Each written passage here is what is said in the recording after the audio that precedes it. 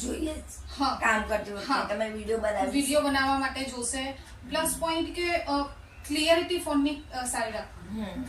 અમુક લોકો એવા હોય મેકઅપ આર્ટિસ્ટ કે જે મોટા મોટા મેકઅપ આર્ટિસ્ટનું તમે કામ જોઈ રહેલા છે ને, એ લોકો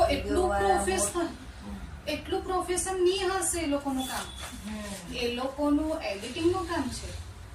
કોઈ કસ્ટમર કે ભાઈ જે અમે લોકોએ ફોટો બતાવીને કે અને એના ટેક્સચર બહુ વધારે છે તો એને કહેવાનું કે આને અમે એડિટ નહીં કરી શકીએ. જે મોટા મોટા મેકઅપ આર્ટિસ્ટનું કામ છે એ એડિટિંગ સારું કરે છે, નો ડાઉટ. તો જેના એમના પાસે પબ્લિક જતી છે, પણ અડધાથી વધારે એડિટિંગનું કામ હોય. હવે મારા ફેસ પર ડાર્ક સ્પોટ છે, તમારા પાસે મેં કોઈ ફોટો લઈને આવી કે મને આ ટાઈપનું તમે કામ આપી દો, તો તમે મને આ કામ આપી શકવાના છો? નહીં આવે. મારા જે મારા સ્પોટ છે, જે મારું ટેક્સચર છે, તે ચેન્જ નથી થવાનું. એ કસ્ટમરને તમારે સમજાવવાનું.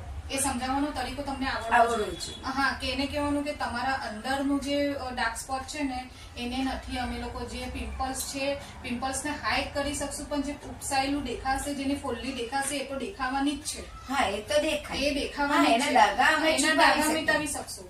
આ વસ્તુ કસ્ટમરને બતાવવાની બહુ જરૂરી છે. એક આવે છે ન્યૂડ મેકઅપના બારામાં મેં તમને સમજાવ્યું. હવે મેં તમને આજે કયું તમને તમારા પાસે લેવું છે, તમને કઈ ટાઈપનું આજે તમને લેવું છે. મેં તમને ન્યૂડ મેકઅપના બારામાં બતાવી દીધું.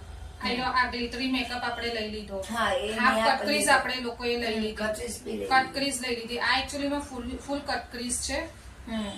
હા, તમને ફૂલ કટક્રીઝ નું શું કરવું છે, લાસ્ટ ડે તમને લેવું છે જે તમને અનુકૂળ લાગે તે. આજે આપણે લોકો શીખી, આપણે આજે 2 દિવસ આપણે હમણાં 2 દિવસ રજા પડી.